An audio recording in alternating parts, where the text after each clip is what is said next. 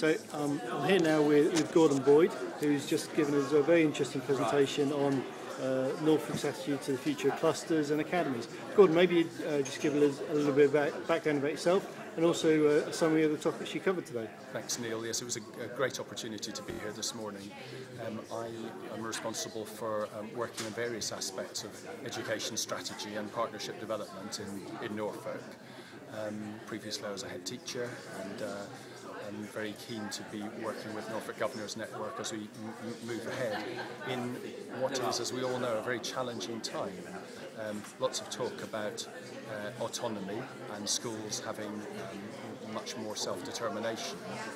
The fact is that to do the best we can for Norfolk's children and young people, we do need to work together. No one institution owns an individual youngster for their whole education career.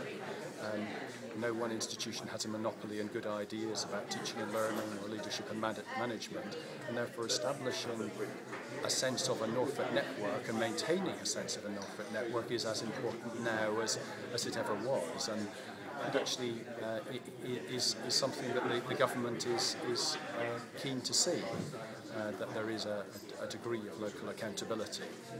It seemed like the County Council is very much firming up its views on the role of clusters and academies within that Norfolk network. Perhaps you could just spend a moment on that. Well, Norfolk clusters have been established for some time. It is appropriate that we consider their role as permanent pieces in the Norfolk network jigsaw, and if they are prepared to be the local geographic element, then we have a Norfolk-wide system of pulling schools together, schools of all kinds, including academies, to make sure that the needs of youngsters in particular patches are well addressed, and to make sure that funding that's available, which after all needs to be delegated to schools these days, is best used and used in the most creative way possible, in an environment where there is less funding, of course.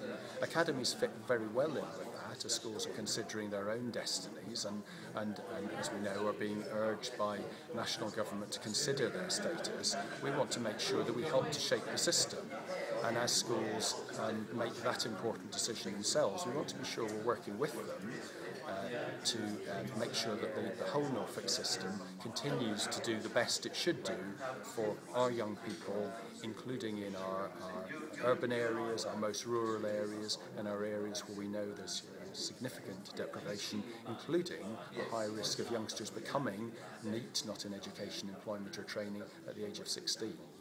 And so the discussion continues, but in a sense we see now as the moment where using the new freedoms we've got, we should really be making the very best of opportunities to draw everyone together into a Norfolk system.